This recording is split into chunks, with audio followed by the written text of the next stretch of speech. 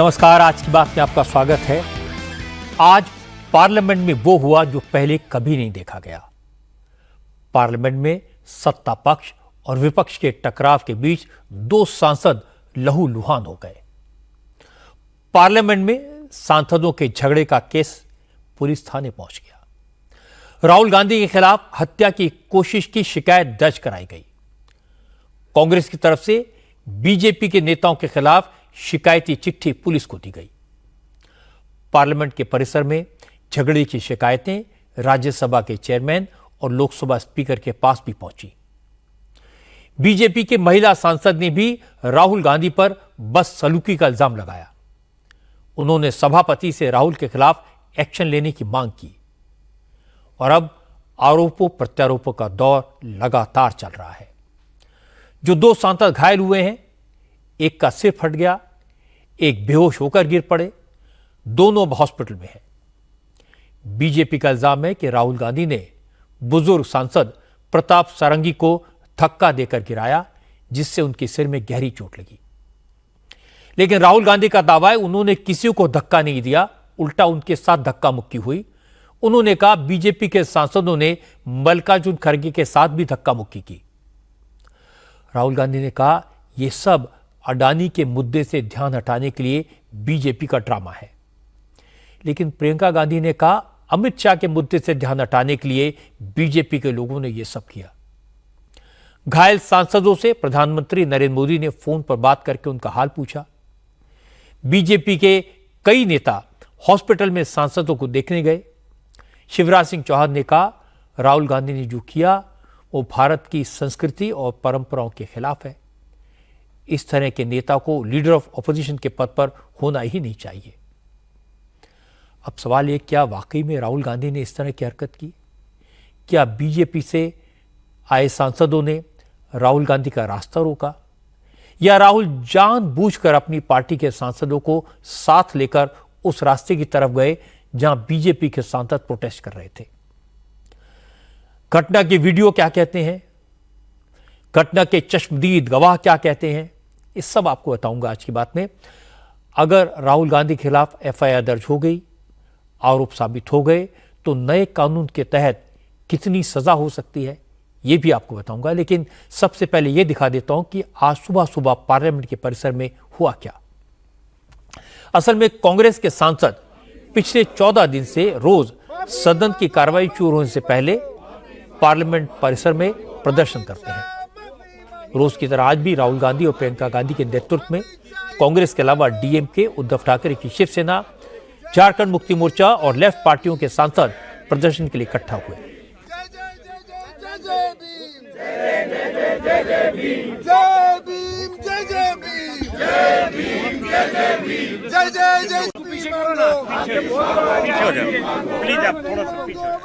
रोज protest parliament building के मकर द्वार पर होता था, लेकिन आज विपक्ष के नेता डॉक्टर अंबेडकर की मूर्ति के सामने जमा हुए। डॉक्टर अंबेडकर की फोटो के साथ अमित शाह के खिलाफ नारेबाजी शुरू हुई।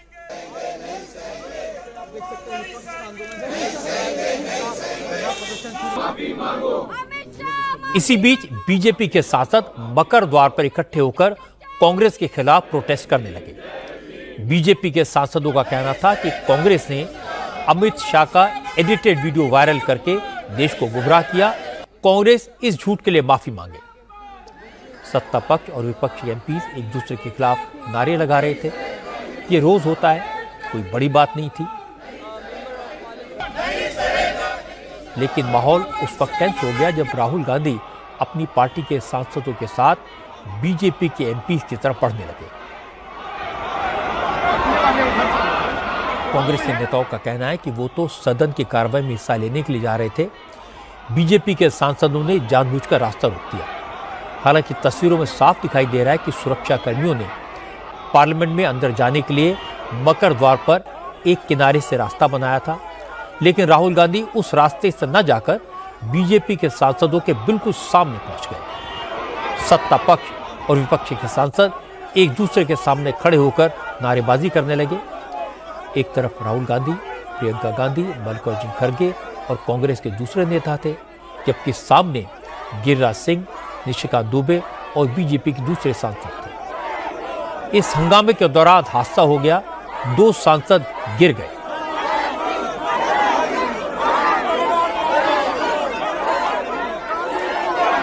धक्का मुक्की में पहले बीजेपी सांसद मुकेश राजपूत गिरे। मुकेश राजपूत के पीछे बीजेपी के बुजुर्ग सांसद प्रताप सारंगी थे। मुकेश राजपूत प्रताप सारंगी के ऊपर गिरे, दोनों के सिर में चोट लगी। मुकेश राजपूत बेहोश हो गए, उन्हें तुरंत हॉस्पिटल भेजा गया। इसके बाद पता लगा प्रताप सारंगी होश में तो हैं, लेकिन उनके सिर से काफी खून बह रहा है। तो दूसरे सांसदों ने उन्हें तुरंत बैठाया, खून रोकने की कोशिश की, लेकिन तब तक राहुल गांधी थोड़ा आगे बढ़ चुके थे। बीजेपी के एक सांसद ने राहुल गांधी को बुलाकर दिखाया, ये आपने क्या किया? प्रताप सारंगी को धक्का क्यों दिया? निशिकांत दुबे ने भी राहुल गांधी को कन्फ्रंट किया, लेकिन राहुल गांधी वहां से ये कहते हुए वापस चले गए, उन्होंने किसी को धक्का नहीं दिया, उन्हें तो खुद धक्का दिया गया। राहुल गांधी कौन सी जगह पे सर? सर किस जगह पे? सर किस जगह पे? किस जगह पे? सीढ़ी के ऊपर मैं खड़ा हुआ था और राहुल गांधी ने आकर के एक एमपी को धक्का लगाया, वो मेरे ऊपर गिर पड़ा और मैं। कहाँ चोट लगी सर आपको? कहाँ चोट लगी सर? एक बार दिखा दीजिए। ओहो,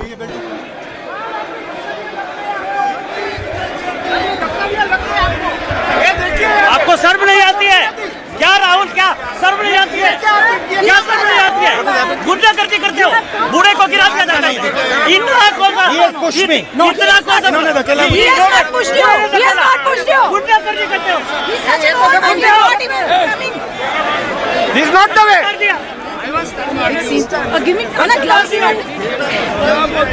अरे गजब कर रहे हैं। लेकिन राहुल गांधी के इस रवैये से बुजुर्ग प्रताप सारंगी काफी परेशान हो गए, नाराज हुए। उनके सिर से खून बह रहा था।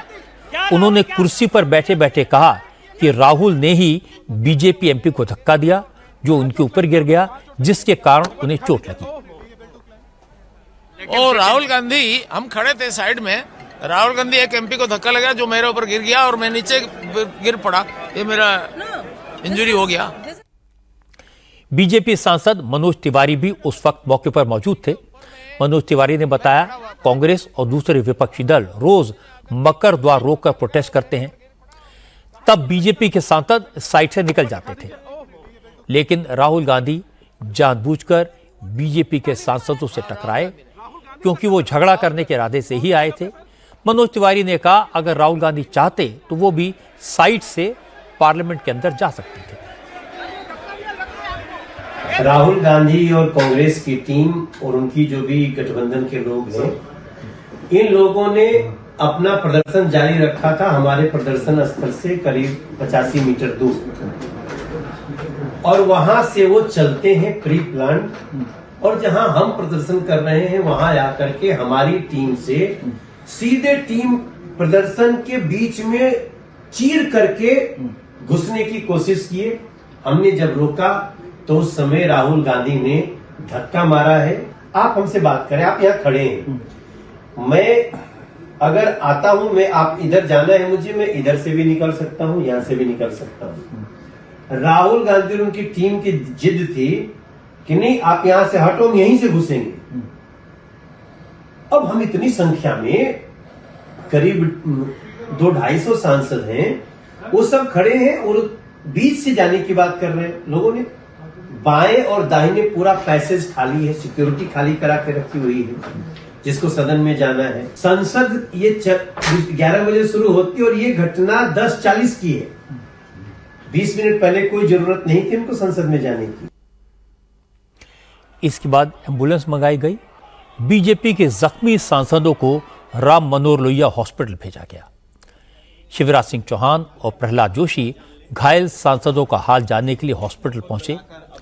प्रधानमंत्री मोदी ने जख्मी बीजेपी सांसद मुकेश राजपूत को फोन करके उनका हालचाल पूछा। मोदी ने घायल सांसदों का हौसला बढ़ाया। प्रणाम सर, मुकेश राजपूत। कैसी है भाई तबीयत?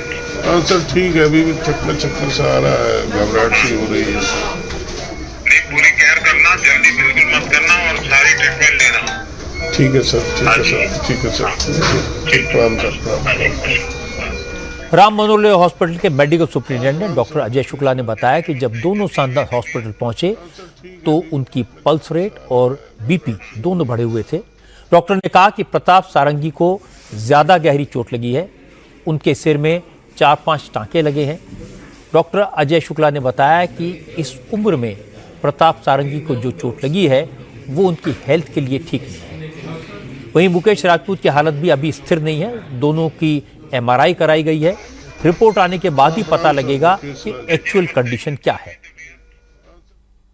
जो प्रताप सारंगी जी हैं उनको सिर में चोट लगी थी। आगे फोरहेड पे काफ़ी डीप कट था, स्टिचेस देने पड़े एंड BP भी शूट अप कर गया था। तो अभी तो बेटर है, उनको CT स्कैन वगैरह के लिए भेजा है। एंड जो मुकेश राजपूत जी हैं उनको भी सिर में चोट आई थी। तो बताया गया कि वो बेहोश हो गए थे चोट लगने के बाद। अभी तो होश में है। कितने टांके आए हैं प्रताप सारंगी जी के सर में? मैंने गिने नहीं, मतलब आई थिंक 4-5 टांके, आई एम नॉट श्योर। अच्छा, अभी स्थिति सही है? किसी तरह की कोई घबराहट की बात तो नहीं? कार्डियक इवैल्यूएशन हो रहा है, दोनों का BP ज्यादा था, दोनों का CT स्कैन वगैरह हो रहा है उसका सिर का। पार्लियामेंट में जो हंगामा हुआ उसके बाद जो सांसद घायल हुए वो तो हॉस्पिटल पहुंच गए। इसके बाद एक बार फिर संसद में इस मुद्दे पर टकराव शुरू हुआ। लोकसभा और राज्यसभा दोनों सदनों में बीजेपी एमपीज ने राहुल गांधी के खिलाफ एक्शन की मांग को लेकर जमकर नारेबाजी की। इसी दौरान राज्यसभा में बीजेपी के सांसद फानोन कोयनाक ने राहुल गांधी के खिलाफ बस सलूकी के आरोप में शिकायत लिखकर सभापति को दी। कोन्याक ने कहा कि विरोध प्रदर्शन के दौरान राहुल गांधी उनके ऊपर चिल्लाने लगे, आक्रामक अंदाज में उनके बेहद करीब आकर खड़े हो गए। कोन्याक ने कहा कि विपक्ष के नेता का एक महिला सांसद के साथ ऐसा बर्ताव ठीक नहीं था। राहुल गांधी के खिलाफ एक्शन होना चाहिए।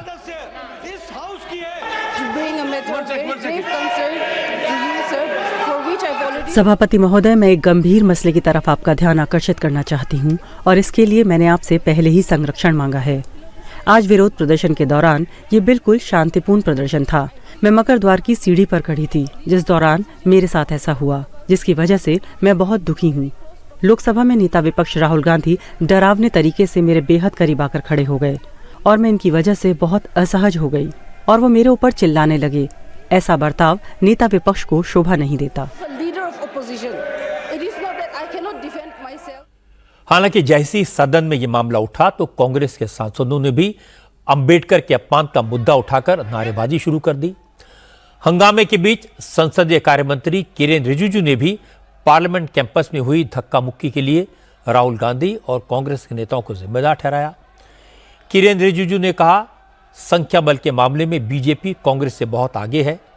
अगर बीजेपी सांसद चाहते तो वो भी राहुल गांधी की गुंडागर्दी का उन्हीं की जुबान में जवाब दे सकते थे, लेकिन बीजेपी लोकतांत्रिक मर्यादा नहीं तोड़ना चाहती। रिजिजू ने कहा कि कांग्रेस इतनी बौखला गई है कि अब संसद परिसर को जंग का अखाड़ा बनाना चाहती है।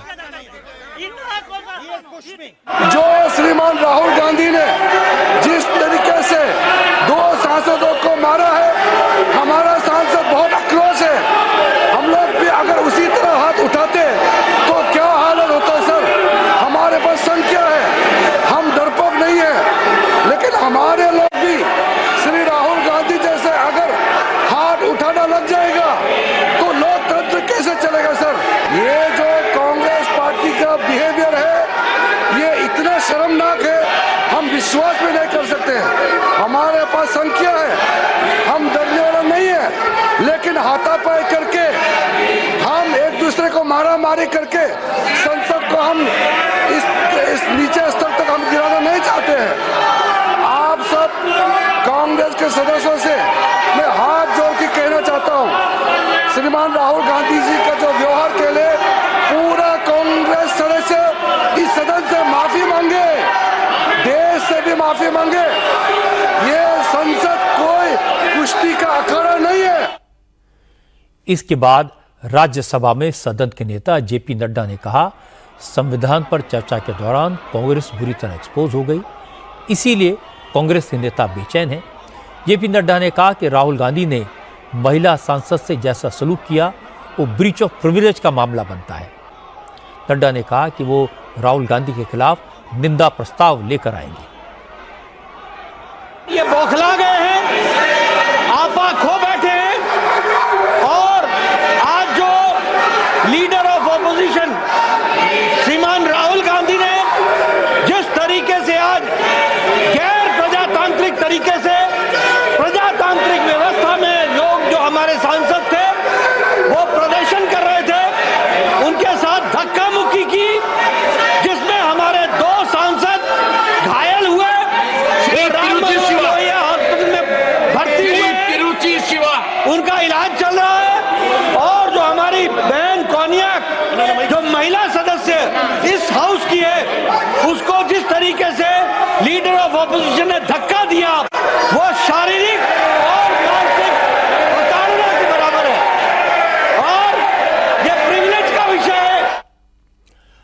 अब मैं आपको इस मामले में कांग्रेस का पक्ष सुनवाता हूं। कांग्रेस ने बीजेपी सांसदों पर मल्लिकार्जुन खड़गे को धक्का देने का इल्जाम लगा दिया। कांग्रेस के 2 सांसद मणिकम टैगोर और केसी वेणुगोपाल सामने आए। उन्होंने लोकसभा स्पीकर ओम बिरला को चिट्ठी लिखी, पूरी घटना पर चर्चा की मांग की। खड़गे ने भी स्पीकर को चिट्ठी लिखी। सदन की कार्रवाई स्थगित होने के बाद एक बार फिर कांग्रेस के सांसद प्लेकार्ड लेकर अमित शाह के खिलाफ नारे लगाते हुए संसद से बाहर आए। राहुल गांधी ने कहा कि बीजेपी के सांसदों ने उनको धमकाया, उनके साथ धक्का मुक्की की, लेकिन ऐसी धक्का मुक्की से कोई फर्क नहीं पड़ता। राहुल ने कहा कि असली मुद्दा तो यह है कि बीजेपी संविधान पर हमला कर रही है और बाबा साहब की विरासत मिटाने पर आमादा है। बीजेपी के सांसद आरोप लगा रहे हैं। नहीं, देखिए मैं पता नहीं आपके, शांत हो जाए, आपके कैमरा में होगा।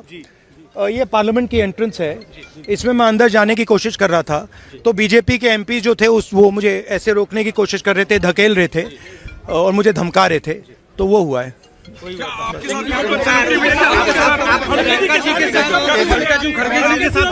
नहीं, देखिए हाँ किया है मगर ठीक है कोई मतलब धक्का मुक्की से हमें कुछ होता नहीं है, मगर ये एंट्रेंस है पार्लियामेंट हाउस की और हमारा अधिकार है अंदर जाने का और बीजेपी के जो मेंबर्स हैं वो हमें अंदर जाने से रोक रहे थे।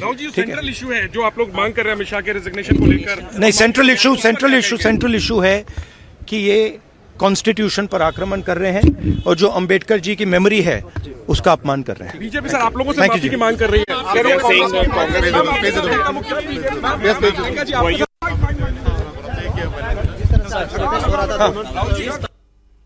इसके बाद प्रियंका गांधी ने राहुल गांधी का बचाव किया। प्रियंका ने कहा कि आज सुबह जो कुछ हुआ वो सबने देखा, बीजेपी सांसदों ने रास्ता ब्लॉक किया हुआ था। प्रियंका ने कहा कि कांग्रेस तो पिछले 15 दिन से रोज मकर द्वार पर प्रोटेस्ट करती है, कभी किसी को नहीं रोका गया, तो फिर बीजेपी सांसदों ने उनका रास्ता क्यों रोका। प्रियंका ने कहा कि बीजेपी ने अमित शाह के बचाव के लिए एक साजिश रची है, उसी के तहत सारा हंगामा हुआ। राहुल जी B.R. अम्बेडकर जी की फोटो लेकर शांतिपूर्वक जय भीम के नारे को बोलते हुए संसद में जा रहे थे। संसद में जाने से किसने रोका?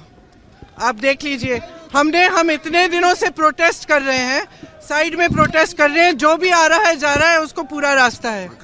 इन्होंने कुछ एकदम शांतिपूर्वक प्रोटेस्ट हुए, कितने दिनों से चल रहे हैं, रोज 10:30 से 11। आज पहली बार इन्होंने प्रोटेस्ट किया, सबको रोक दिया और उसके बाद धक्का मुक्की और ये गुंडागर्दी। और अब सिर्फ अमित शाह जी की खाल बचाने के लिए ये अब इन्होंने साजिश शुरू की है कि भैया ने किसी को धक्का मारा, ये वो। मेरी आंखों के सामने आप सब ने देखा होगा, खड़गे जी को धक्का मार के जमीन पे गिराया, उसके बाद एक सीपीएम के एमपी को धक्का मारा, उनके ऊपर गिरे, खड़गे जी के ऊपर, फिर हमने कहीं से कुर्सी ढूंढ के हम लाए उनके लिए। ये सब साजिश है।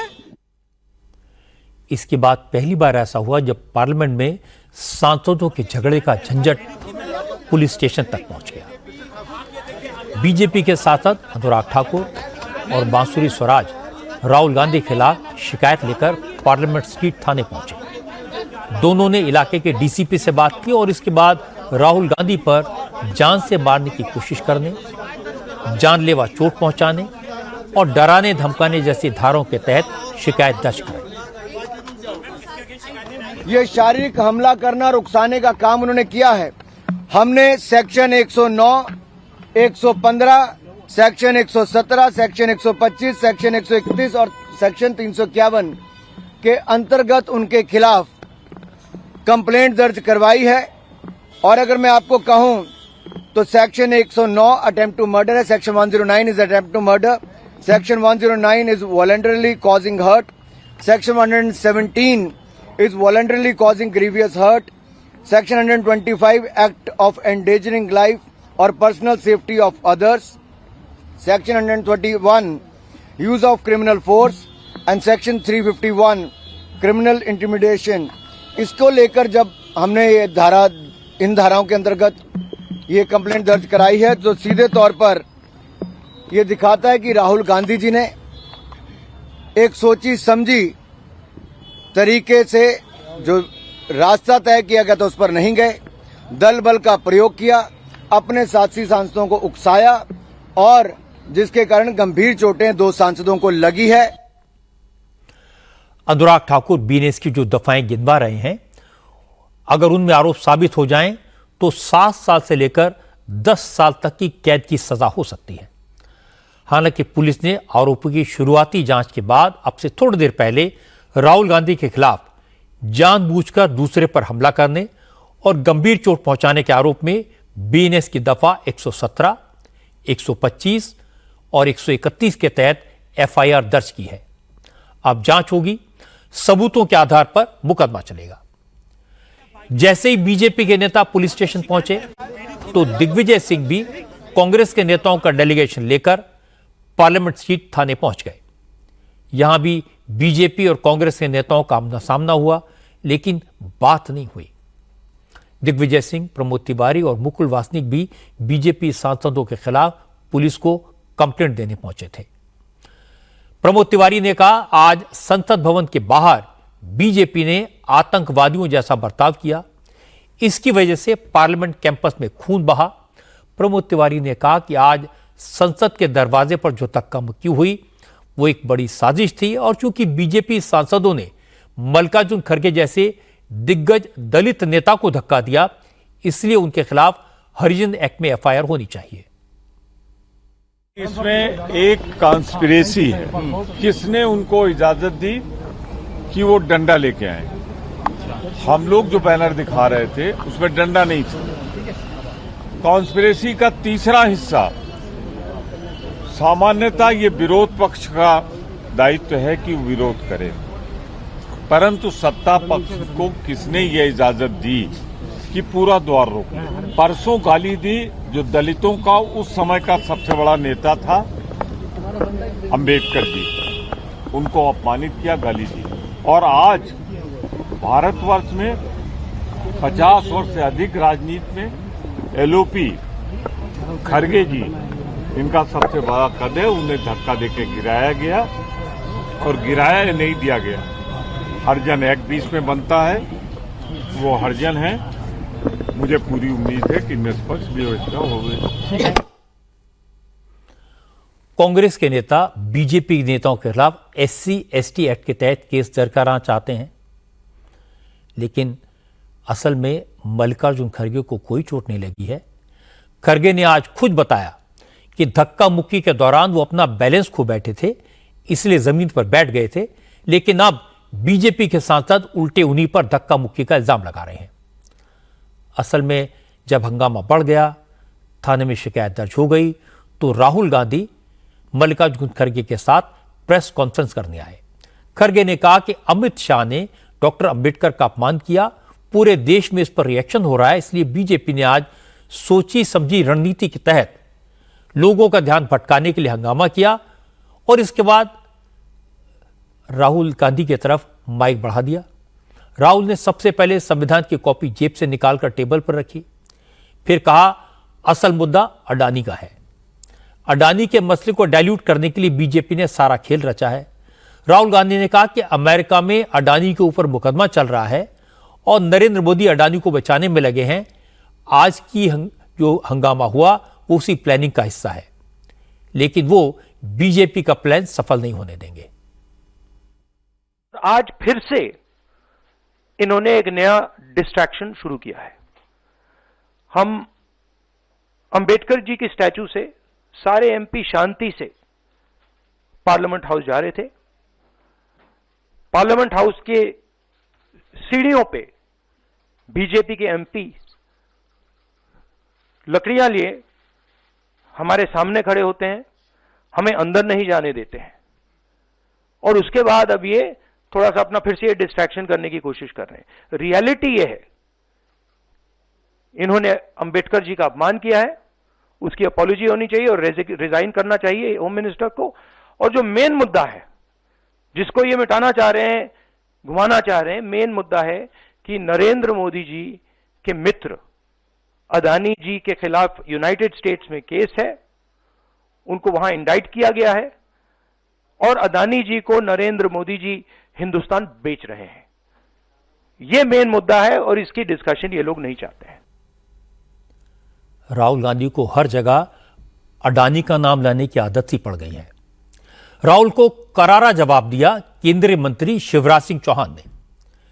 शिवराज सिंह ने कहा बीजेपी के सांसद प्रोटेस्ट कर रहे थे, राहुल गांधी उनके बीच में क्यों गए? वो बस इस सवाल का जवाब दे दें, सारी बात क्लियर हो जाएगी। हकीकत यह है कि पार्लियामेंट कैंपस में लीडर ऑफ ऑपोजिशन ने आज जैसा बर्ताव किया उससे लोकतंत्र शर्मिंदा हुआ। शिवराज सिंह ने कहा कि देश का सिर शर्म से झुक गया। शिवराज सिंह चौहान ने कहा, क्या बुजुर्ग सांसद चोट लगने का नाटक कर रहे हैं? क्या जमीन पर गिरा उनका खून नकली है? शिवराज ने कहा कि राहुल गांधी ने आज जो किया उसके बाद उन्हें यह कहने में कोई संकोच नहीं है कि Rahul Gandhi leader of opposition होने लायक हैं ही नहीं। आज जो कुछ संसद में हुआ उसकी कल्पना भी नहीं की जा सकती। अशालीन, अशोभनीय, उदंड और गुंडागर्दी से भरा व्यवहार जिसकी सभ्य समाज कल्पना नहीं कर सकता। मारपीट तुम करो, ध्यान हम भटकाएं। मैं तो सीधे ये पूछता हूं कि वहां बीच से गए क्यों, बीच में गए क्यों? हम लोग तो नहीं जाते उनका धरना प्रदर्शन, कोई आंदोलन होता है तो। अच्छा, मारो तुम, धक्का तुम दो, पीटो तुम, असभ्य व्यवहार तुम करो और आरोप हम पे लगाओ। अब आप बताइए, लकड़ियां थी हाथों में, लकड़ियां थी क्या किसी के हाथों में? अब लकड़ी कोई नहीं जानते, वो कौन लकड़ी लेके आया था? सारे दृश्य सबने देखे। अब वो असत्य बोल रहे हैं, घुमाने की कोशिश कर रहे हैं, जानबूझकर, सोच समझकर। राहुल गांधी हमारे सांसदों के बीच में पहुंच गए। हमारी आदिवासी बहन के साथ जो व्यवहार हुआ है उसके बाद ये झूठी कहानियां गढ़ी जा रही हैं। जब शिवराज सिंह चौहान से पूछा गया कि कांग्रेस ने बीजेपी के नेताओं के खिलाफ SC/ST एक्ट में FIR दर्ज कराने की डिमांड की है, तो शिवराज सिंह ने कहा कि राहुल गांधी ने एक आदिवासी महिला सांसद के साथ जो शर्मनाक व्यवहार किया है, जब उनकी हरकतों की शिकायत सभापति से हुई तो कांग्रेस के नेताओं ने इस तरह की कहानियां बनानी शुरू कर दी। कहते हुए भी मुझे शर्म आती है। हमारी एक आदिवासी बहन सांसद कोन्याक, श्रीमती कोन्याक, उन्होंने जो कुछ कहा है, व्यथा से हम लोग भर जाते हैं। ये हो क्या रहा है? सभापति जी को उन्होंने शिकायत की है, राज्यसभा के सभापति, उनके साथ अशालीन, असभ्य, अमर्यादित व्यवहार किया गया। सभापति जी कह रहे हैं उनके पास रोते हुए आई। क्या महिला आदिवासी सांसद के साथ ऐसा व्यवहार किया जाएगा? क्या उनके इतने निकट पहुंचे कि वो असहज हो जाएं, कहें? अरे ये धरती वो धरती जहां कहा गया यत्र नार्यस्त पूजन्ते रमन्ते तत्र देवता। मां, बहन और बेटी का सम्मान भारत की प्राथमिकता रही है। और मैं तो शासकीय कार्यक्रमों में जब भी जाता हूं बेटियों के पैर धोता हूं, लेकिन महिला, आदिवासी महिला सांसद के साथ ये व्यवहार कभी कोई कल्पना कर सकता है क्या? क्या हो गया है राहुल गांधी को? क्या हो गया है कांग्रेस को? पीयूष गोयल ने कहा कि राहुल गांधी में जरा भी इंसानियत नहीं है, क्योंकि वो जख्मी प्रताप सारंगी को देखने, उनका हालचाल पूछने तक नहीं गए। और जब बीजेपी सांसदों ने उनको बुलाया तो भी राहुल गांधी ने उनका हाल नहीं पूछा। पीयूष गोयल ने कहा कि राहुल गांधी चोरी और ऊपर से सीनाजोरी कर रहे हैं, वो माफी मांगे और अपने रवैये पर पश्चाताप करें। कुछ मान्य सांसदों ने राहुल जी को बुलाया कि देखिए आपने क्या किया, ये क्या व्यवहार है, तो वो आके देख के सिर हिला के चले गए कि दिस इज नथिंग। ये कोई तरीका? आपने तो टीवी पे देखा होगा उनका व्यवहार। तो जब मालूम भी पड़ा, इतनी तो शिष्टाचार किसी सामान्य आदमी के पास भी होती है। ये तो एक उच्च लीडर ऑफ ऑपोजिशन के कॉन्स्टिट्यूशनल पोस्ट पे बैठे हैं। इतना भी शिष्टाचार नहीं कि माफी मांगे, इतना भी शिष्टाचार नहीं कि चिंता करें उनको क्या चोट लगी है। उन्होंने सिर्फ माफी नहीं मांगनी चाहिए, उन्होंने पश्चाताप दिखाना चाहिए, बजाय के टीवी पे आके सीनाजोरी करें। आज पार्लियामेंट के कैंपस में जो हुआ वो दुर्भाग्यपूर्ण है। संसद की लड़ाई पुलिस थाने में पहुंच गई, ये शॉकिंग है। दोनों तरफ के अपने अपने दावे हैं, अपने अपने वीडियोस हैं, लेकिन कुछ बातें ऐसी हैं जो बिल्कुल साफ हैं। राहुल गांधी उस दरवाजे से संसद में घुसे जहां बीजेपी के एमपीज प्रोटेस्ट कर रहे थे। उनके धक्के से 2 एमपीज गिरे, दोनों हॉस्पिटल में हैं। इनमें से एक को इतनी चोट आई है कि सिर में टांके लगाने पड़े। तो पहला सवाल यह, क्या राहुल गांधी को इसी रास्ते से जाना जरूरी था? सुरक्षा कर्मियों का कहना है कि उन्होंने ऑल्टरनेटिव रास्ता बनाया हुआ था, पर राहुल गांधी बीजेपी के एमपीज के बीच से ही गए। राहुल गांधी यह कहते सुनाई दे रहे हैं कि बीजेपी के सदस्यों ने उनके साथ धक्का मुक्की की। कांग्रेस ने कहा कि मल्लिकार्जुन खड़गे को भी धक्का दिया गया, और खड़गे कह रहे मैं तो थक कर बैठ गया था। अब सवाल यह कि राहुल का वीडियो क्यों नहीं है? वहां मौजूद मीडिया कर्मियों ने बताया कि मीडिया के कैमरों को उस गेट पर जाने की परमिशन नहीं होती। अब सवाल है कि जो घटना हुई उसकी वजह क्या सिर्फ धक्का मुक्की थी? राहुल गांधी ने कहा कि मोदी अडानी को बचाने में लगे हैं, ये इसी प्लानिंग का हिस्सा था। प्रियंका ने कहा कि यह अमित शाह को बचाने के चक्कर में हुआ। खड़गे ने कहा कि बाबा साहब पर डिबेट से बचने के लिए साजिश की गई। सबके अलग अलग तर्क हैं। चलिए, सारे तर्क अपनी जगह हैं, पर यह तो सच है कि 2 एमपीज को चोट लगी। यह तो सच है कि खून बहा, ये दिखाई दे रहा है। ये कैसे हुआ, ये किसने किया, इसका कांग्रेस ने कोई जवाब नहीं दिया। अच्छा तो यह होता कि राहुल गांधी उन बुजुर्ग एमपी के पास जाते जिन्हें चोट लगी थी, जिनके सिर से खून बह रहा था, उनसे माफी मांगते, उन्हें हॉस्पिटल ले जाते। इससे राहुल का मान बढ़ता, उनका राजनीतिक कद बढ़ता। किसी को विवाद खड़ा करने का कोई मौका ही नहीं मिलता। पर आजकल की राजनीति में ईगो बहुत बड़ी है। कोई मानता ही नहीं कि उससे गलती हुई है। एक एफआईआर कराएगा तो दूसरा काउंटर एफआईआर कराएगा। एक वीडियो दिखाएगा तो दूसरा भी वीडियो लेकर आएगा। जो मामला माफी मांगकर खत्म किया जा सकता था, लोकसभा स्पीकर के पास जाकर जिसे सुलझाया जा सकता था, उसकी जांच अब पुलिस करेगी। यह संसदीय लोकतंत्र के लिए अच्छी परंपरा नहीं है।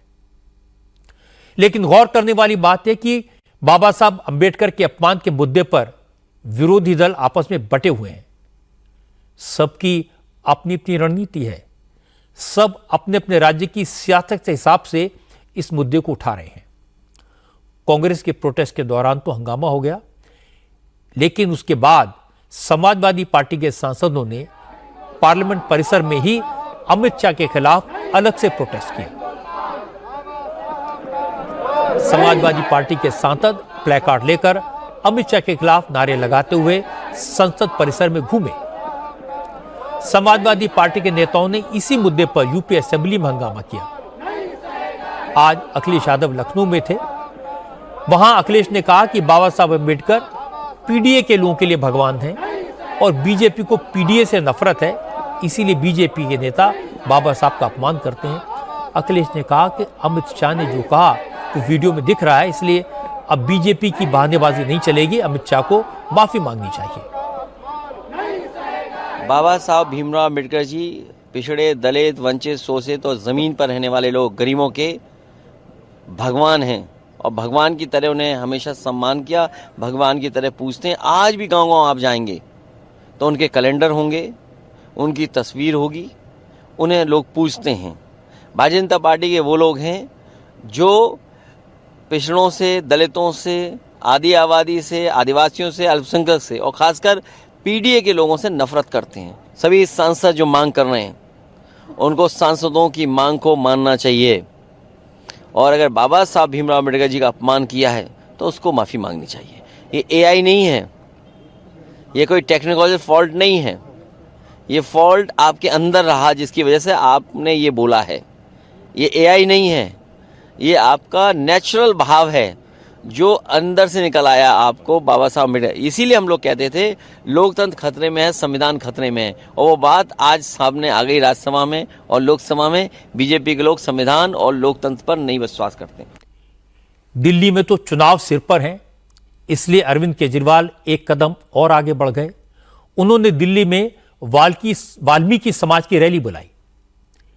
नीतीश कुमार और चंद्रबाबू नायडू को चिट्ठी लिखकर बाबा साहब का अपमान करने वाली बीजेपी से सपोर्ट वापस लेने की अपील की।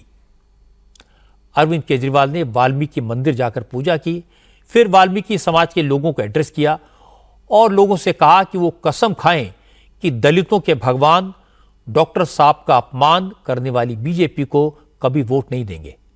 केजरीवाल ने कहा वक्त आ गया कि बीजेपी या बाबा साहब में से एक को चुनना पड़ेगा। ये शब्द तो अपने आप में बहुत पीड़ादायक थे, अपमान करने वाले थे, बाबा साहब अम्बेडकर का अपमान करने वाले शब्द थे। लेकिन जिस लहजे में उन्होंने कहा, जो टोन थी उनकी कहने की, उनके लहजे से लग रहा था कितनी नफरत करते हैं वो बाबा साहब अम्बेडकर से। एक बार मेरे को लगा शायद मुंह से निकल गया होगा, लेकिन अगले दिन प्रधानमंत्री मोदी जी ने बयान देके उनका समर्थन किया।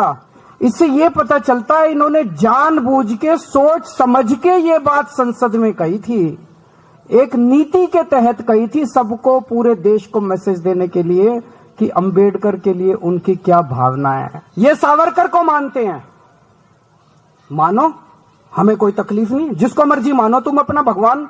हम तो अपने बाबा साहब अम्बेडकर को भगवान मानते हैं। हमने तुमको कुछ नहीं बोला, तुम्हारी हिम्मत कैसे हो गई हमारे भगवान के खिलाफ बोलने की? बर्दाश्त करोगे? बदला लोगे? लेना पड़ेगा बदला, चुप नहीं बैठेंगे। मैं तो नहीं बैठूंगा, कम से कम मैं तो नहीं बैठूंगा। घर घर जाऊंगा, मैं घर घर जाऊंगा, घर घर जाके लोगों को जागृत करूंगा, लोगों को इकट्ठा करूंगा। अब टाइम आ गया है, आपको चुनना पड़ेगा।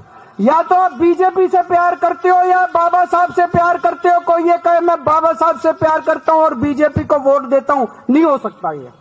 इसका मतलब झूठ बोल रहे हो आप। आज लालू यादव ने भी अमित शाह पर अटैक किया। लालू यादव ने कहा कि अमित शाह ने बाबा साहब को लेकर जो कुछ कहा, उसके बाद उन्हें सिर्फ अपने पद से इस्तीफा ही नहीं देना चाहिए, बल्कि राजनीति से संन्यास ले लेना चाहिए। अमित शाह पागल हो गए और घृणा है उनको बाबा साहब अम्बेडकर से। देखा है, हमने सुना है, हम उनके ये पागलपन को हम करने में करते हैं उनको। बाबा साहब अम्बेडकर महान भगवान है सब। आप चाहते हैं कि उन्हें इस्तीफा देना चाहिए सर? तो एकदम इस्तीफा देना चाहिए, भागना चाहिए, राजनीति से त्याग करके भागना चाहिए। क्या जो लोग बाबा साहब अम्बेडकर का नाम लेकर इतनी बड़ी बड़ी बातें कर रहे हैं वो वाकई में बाबा साहब से मोहब्बत करते हैं? जो लोग बाबा साहब अम्बेडकर का नाम लेकर अमित शाह पर आरोप लगा रहे हैं, क्या ये सब वाकई में बाबा साहब के मान सम्मान के लिए कर रहे हैं? डॉक्टर अंबेडकर ने देश के लिए जो किया उसकी प्रतिष्ठा अपने आप में इतनी बड़ी है कि उनकी विरासत सम्मान के लिए किसी पर निर्भर नहीं करती। जो भी लोग आज बाबा साहब अंबेडकर का नाम ले रहे हैं, असल में उन सबको अपने वोट बैंक की चिंता है। राहुल गांधी और उनके साथ नारे लगाने वाले नेताओं को लगता है कि देश के दलित और पिछड़े समाज के लोग, बाबा साहब को मानने वाले लोग मोदी के नाम पर वोट देते हैं। उन्हें बीजेपी से अलग करने के लिए नैरेटिव बनाना जरूरी है। इसीलिए अमित शाह का 11 सेकंड का वीडियो वायरल किया गया, इसीलिए संसद के परिसर में प्रोटेस्ट किया गया। दूसरी तरफ बीजेपी को अपने वोट बैंक को संभाल कर रखने की चिंता है, इसीलिए वो लोगों को बता रहे हैं कि कांग्रेस ने कब कब, कैसे कैसे, कहां कहां डॉक्टर अंबेडकर का अपमान किया। बीजेपी ने उदाहरण देकर यह भी बताया कि नरेंद्र मोदी ने बाबा साहब की विरासत को संजोने के लिए, उनका नाम अमर करने के लिए क्या क्या किया। अब कांग्रेस की प्रॉब्लम यह है कि उसने 70 साल राज किया, लेकिन उनके पास इस बात का कोई जवाब नहीं है कि मोदी ने बाबा साहब अंबेडकर के जो स्मारक बनाए, उनके नाम पर जो सेंटर बनाए, उनके जन्म स्थान का जिस तरह से विकास किया, वो कांग्रेस अपने शासन के दौरान क्यों नहीं कर पाई। अब बात उत्तर प्रदेश की। यूपी में यूथ कांग्रेस के कार्यकर्ता की मौत के मामले में कांग्रेस पार्टी घिर गई है। कल कांग्रेस ने विधानसभा के घेराव की कॉल दी थी। प्रोटेस्ट के बाद कांग्रेस के ऑफिस में यूथ कांग्रेस के वर्कर प्रभात पांडे की मौत हो गई। प्रभात के परिवार वालों ने पुलिस को जो शिकायत दी है, उसमें कांग्रेस पार्टी के नेताओं को ही प्रभात की मौत का जिम्मेदार ठहराया है। इसके बाद मामले की जांच के लिए आज पुलिस लखनऊ में कांग्रेस के दफ्तर पहुंची, लेकिन कांग्रेस के नेताओं का कहना है कि प्रभात की मौत पुलिस की बर्बरता से हुई है। पुलिस ने कांग्रेस के कार्यकर्ताओं पर फोर्स का इस्तेमाल किया, जिसके कारण प्रभात को हार्ट अटैक हो गया। कांग्रेस के नेताओं ने आज विधानसभा में इस मुद्दे पर हंगामा किया और उत्तर प्रदेश कांग्रेस के अध्यक्ष अजय राय गोरखपुर में प्रभात के अंतिम संस्कार में हिस्सा लेने पहुंचे तो प्रभात के परिवार वालों का गुस्सा फूट पड़ा। अजय राय को देखकर लोगों ने राहुल गांधी के खिलाफ नारे लगाए, कांग्रेस पर 31 साल के प्रभात की हत्या का इल्जाम लगाया, अजय राय को वापस जाने को कहा।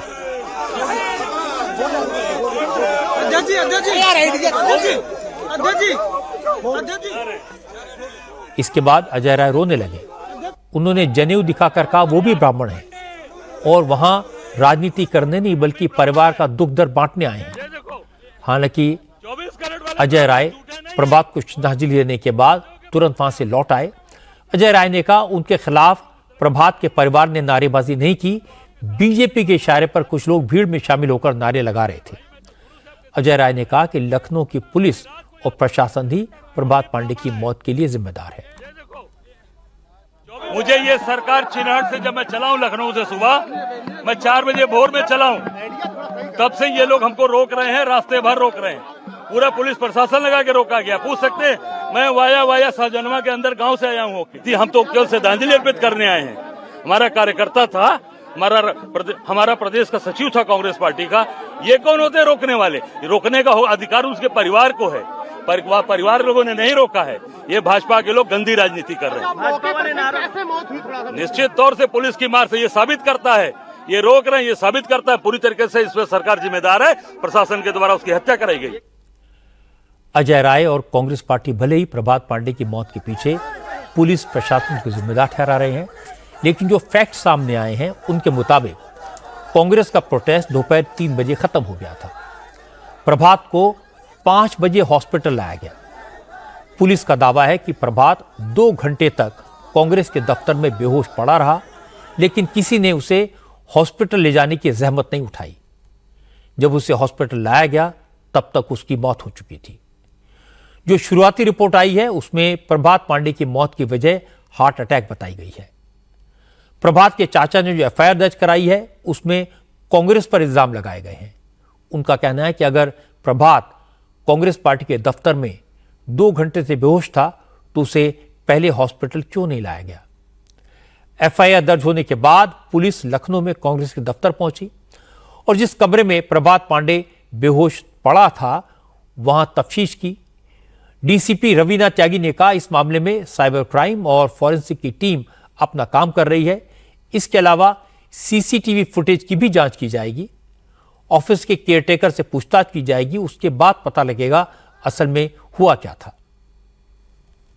थाना हुसैनगंज पर अभियोग इस संबंध में पंजीकृत हुआ है, जो प्रभात पांडे जी की जो मृत्यु हुई है उसके संबंध में। यहाँ पर अब जो विवेचक है, विवेचकों की जो टीम है और जो साइबर क्राइम की टीम है हमारी और जो डिजिटल फोरेंसिक्स की टीम है, उन सभी को साक्ष्य संकलन की कार्रवाई आदि करनी है और जो जहाँ घटना स्थल है उसका निरीक्षण आदि किया जाना है। उसके लिए सभी टीम यहाँ पर मौजूद है और उसमें अग्रिम कार्रवाई की जाएगी। पॉलिटिकल प्रोटेस्ट के दौरान किसी नौजवान की मौत हो जाए, यह बहुत दुखद है। प्रभात अपने माता पिता का अकेला बेटा था, इसलिए दर्द और भी ज्यादा है। इस मामले में 2-3 बातें साफ हैं। कांग्रेस का प्रोटेस्ट 3 दिन खत्म हो गया था। पुलिस का दावा है कि प्रोटेस्ट के दौरान कोई लाठी नहीं चली, किसी फोर्स का इस्तेमाल नहीं हुआ, कांग्रेस का कोई कार्यकर्ता घायल नहीं हुआ। प्रभात की बॉडी पर भी बाहरी चोट का कोई निशान नहीं है। अब सवाल है कि जब इस नौजवान को कोई चोट नहीं लगी तो उसकी मौत कैसे हुई? जब वो बेहोश हुआ तो उसे 2 घंटे तक हॉस्पिटल क्यों नहीं ले जाया गया? पुलिस की जांच में इन सारे सवालों के जवाब मिलने चाहिए और जो भी जिम्मेदार हो उसे सलाखों के पीछे पहुंचाया जाना चाहिए। जहां तक कांग्रेस के आरोपों का सवाल है तो प्रभात के परिवार और गांव वालों ने जिस तरह से अजय राय का विरोध किया, उनके खिलाफ नारेबाजी की, उससे कांग्रेस को समझ आ जाना चाहिए कि लोग इस नौजवान की मौत के लिए किसे जिम्मेदार मान रहे हैं। आज जम्मू कश्मीर में सिक्योरिटी फोर्सेस को बड़ी कामयाबी मिली। कुलगांव में सुरक्षा बलों ने हिजबुल के टॉप कमांडर फारूक अहमद भट्ट समेत 5 आतंकवादियों को मार गिराया। आर्मी और पुलिस के जॉइंट ऑपरेशन के बाद दहशतगर्दों के कब्जे से 5 AK-47 राइफल और बड़ी मात्रा में कारतूस बरामद किया गया। फारूक अहमद भट्ट A++ यानी टॉप कैटेगरी का टेररिस्ट था। उस पर 10 लाख का इनाम था।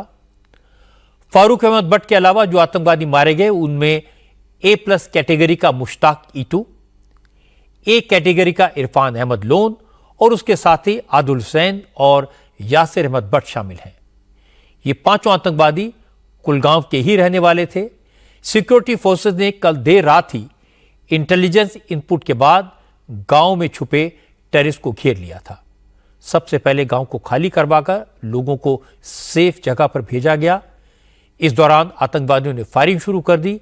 इसके बाद 6 घंटे तक एनकाउंटर चला और इलाके में मौजूद सभी 5 दहशतगर्द मारे गए। इस ऑपरेशन में 5 हिजबुल मुजाहिदीन के टॉप टेररिस्ट मारे गए और ये 5 टेररिस्ट काफी लंबे समय से सक्रिय थे और multiple criminal as well as terrorist activities में शामिल रहे थे। फारूक अहमद भट्ट जो कि चकदसंद इलाके का है और उसने 2015 में तंजीम ज्वाइन की थी और उसके बाद 2016 से न केवल साउथ कश्मीर में बल्कि पूरे कश्मीर वैली में इसने रेडिकलाइजेशन को बढ़ावा दिया और साउथ कश्मीर में टेररिज्म को रिवाइव करने में एक अहम भूमिका निभाई। फारूक अहमद भट्ट ये कश्मीर का सबसे पुराना टेररिस्ट था। हिजबुल मुजाहिदीन का पूरे जम्मू एंड कश्मीर का कमांडर था। इन 5 टेररिस्ट के मारे जाने से न केवल हिजबुल मुजाहिदीन का शोपियां और कुलगांव से खात्मा हुआ है बल्कि पूरे टेररिज्म को कश्मीर में एक धक्का लगा है जिससे टेररिज्म को कश्मीर से मिटाने में तेजी आएगी। होम मिनिस्टर अमित शाह ने सुरक्षा बलों की कामयाबी पर उन्हें बधाई दी। अमित शाह ने आज दिल्ली में जम्मू कश्मीर के सुरक्षा इंतजामात को रिव्यू किया। इस मीटिंग में जम्मू कश्मीर के lieutenant governor Manoj Sinha, home secretary Govind Mohan, army chief general Upendra Dwivedi, NIA के DG सदानंद दाते, BSF के चीफ दलजीत चौधरी के अलावा जम्मू कश्मीर के चीफ सेक्रेटरी और जम्मू कश्मीर के DGP भी शामिल हुए। इस मीटिंग में अमित शाह ने कहा कि मोदी सरकार की आतंकवाद के लिए जीरो टॉलरेंस की नीति है। सरकार और सिक्योरिटी फोर्सेस की कोशिशों और जनता के सहयोग से जम्मू कश्मीर में आतंकवाद का इकोसिस्टम लगभग समाप्त हो गया है। अब मिशन मोड पर आतंकवाद पर आखिरी हथौड़ा चलाना है। बैंकों का पैसा लेकर इंग्लैंड भागे विजय माल्या अब सरकार से रहम की गुहार लगा रहे हैं। विजय माल्या का दावा है कि उन्होंने बैंकों से जितना कर्ज लिया था सरकार ने उससे डबल वसूल कर लिया है, इसलिए अब उन्हें राहत मिलनी चाहिए। विजय माल्या ने एक के बाद एक कई ट्वीट किए और लिखा, डेब्ट रिकवरी ट्राइब्यूनल ने किंगफिशर एयरलाइंस का कर्ज 6,203 करोड़ रुपए असेस किया था, जिसमें 1,200 करोड़ रुपए का इंटरेस्ट भी शामिल है। इसके बाद बैंकों ने उनकी प्रॉपर्टी बेचकर 14,130 करोड़ रुपए से ज्यादा रिकवर कर लिया है। लेकिन इसके बाद भी उनके मुकदमे खत्म नहीं हुए हैं। उनका नाम अभी भी इकोनॉमिक ऑफेंडर्स की लिस्ट में है। विजय माल्या ने कहा, अब तक एनफोर्समेंट डायरेक्टरेट और बैंक कानूनी रूप से साबित नहीं कर देते कि उनसे कर्ज से डबल ज्यादा राशि वसूली क्यों की गई, माफ कीजिएगा, ज्यादा वसूली क्यों की गई है, तब तक वो राहत पाने के हकदार हैं और वो इसके लिए पूरी कोशिश भी करेंगे। असल में 2 दिन पहले फाइनेंस मिनिस्टर निर्मला सीतारमण ने संसद में बताया था कि विजय माल्या की प्रॉपर्टीज को बेचकर बैंकों ने 14,130 करोड़ रुपए से ज्यादा वसूल कर लिए हैं। इसी के बाद विजय माल्या का रिएक्शन आया और उन्होंने अपने खिलाफ चल रहे मामलों में राहत की अपील की।